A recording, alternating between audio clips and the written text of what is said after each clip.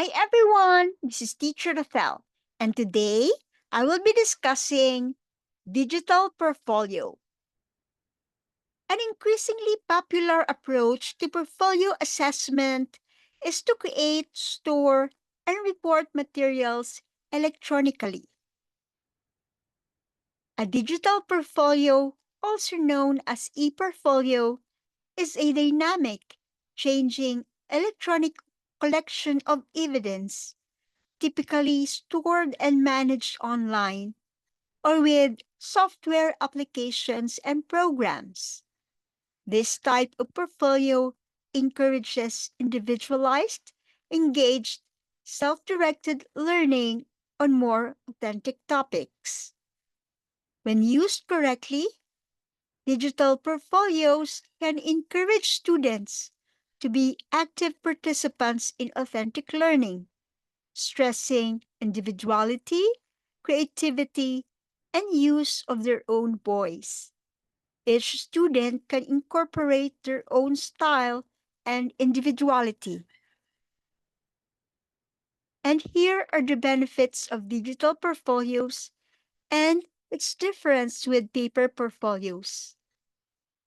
Paper portfolio is more inefficient because it will take much time for students to create, arrange, and edit their work. With digital portfolios, students can create, arrange, restructure, edit, and enhance their work in a smaller amount of time compared to paper portfolios. Also, storing information is more efficient with digital portfolios.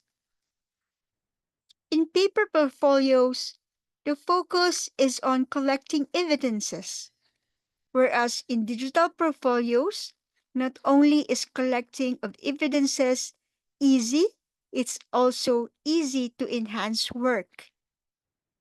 Students can add examples, reflect, draw conclusions on an ongoing basis, and use the portfolios for several years.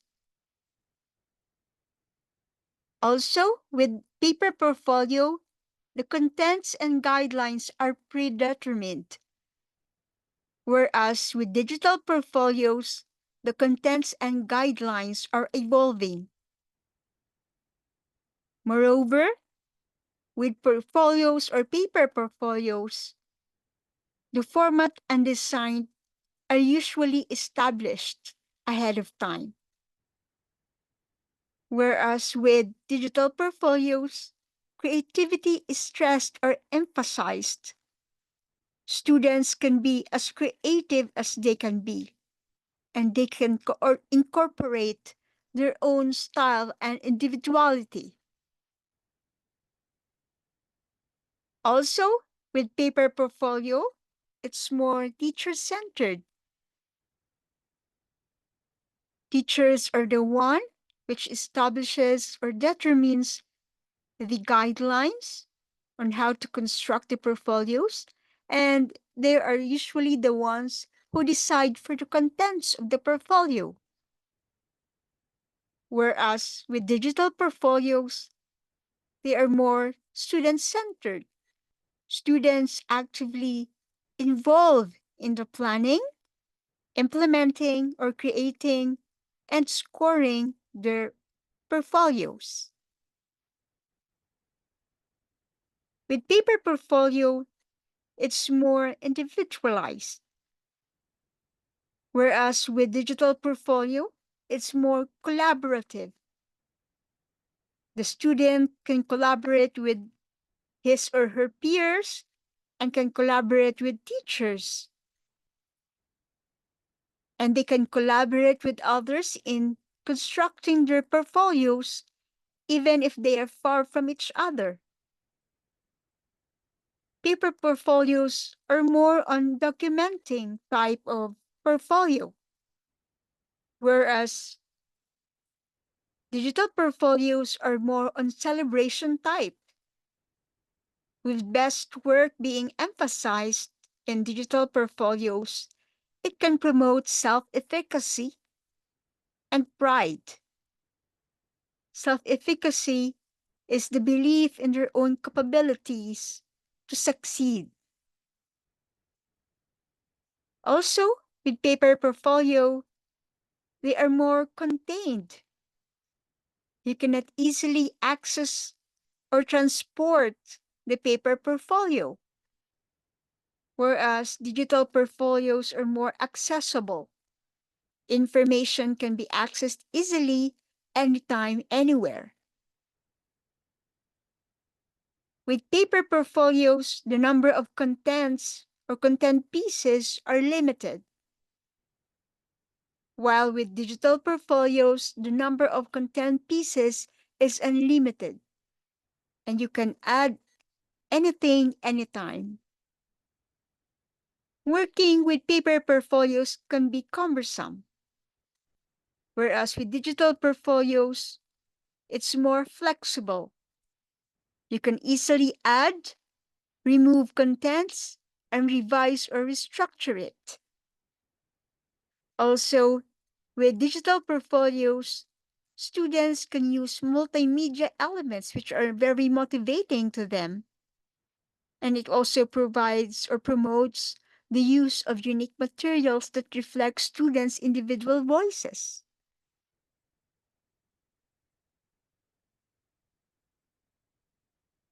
And here are the advantages of having an electronic portfolio. For one, it encourages and makes possible the use of multimedia elements. And these elements are very motivating for students. It also promotes the use of unique materials that reflect their individual voices. There is more student ownership with opportunities to build self-efficacy and their pride. The students get to decide what to include and how to design their portfolio, developing their sense of individuality, ownership, and self-efficacy, or their belief in their own capability.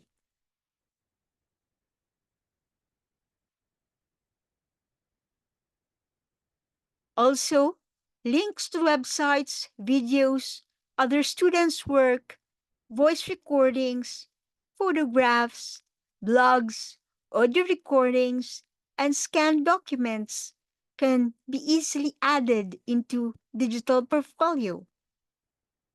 To add, it becomes possible to synthesize evidence from a variety of sources.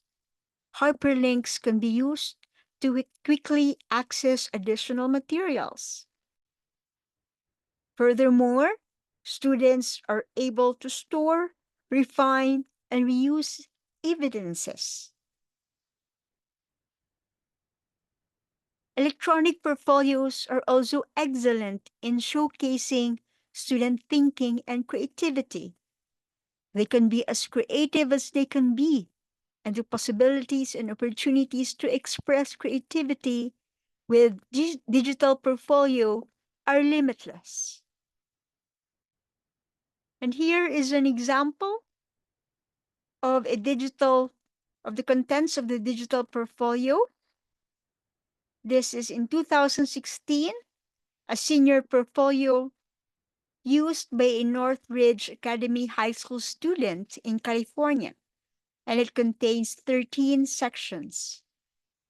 We have here the letter of introduction to the readers of the portfolio, certificates, scholarships, awards, and report card copies, resume, brag sheet, letters of recommendation, autobiographical, incident essay, post-secondary plan, UCCSU, private community college or post-secondary program applications, proof of filing, 4 pieces of quality work with reflection, service learning project, job application, and my journey PowerPoint. So with digital or electronic portfolios, you can add or remove content pieces easily. And to add,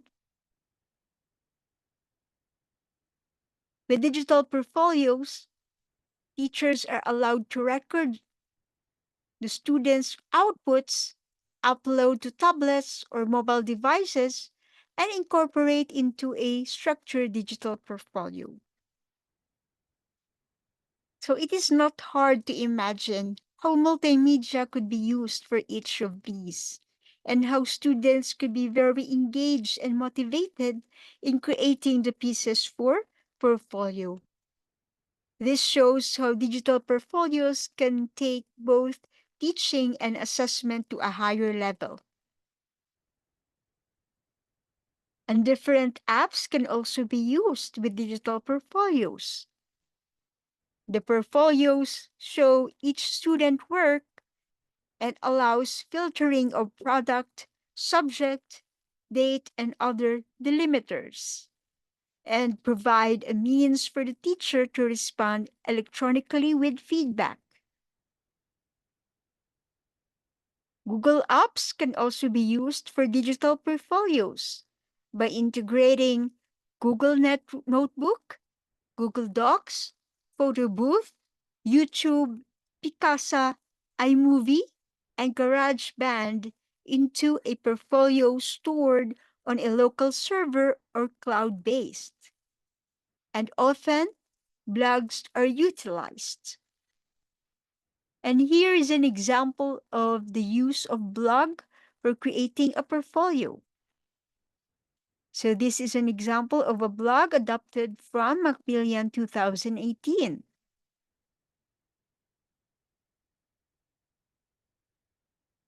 Using electronic portfolios depends on having sufficient hardware and or online access, adequate teacher and student competence in using computer-based information, and adequate technical support.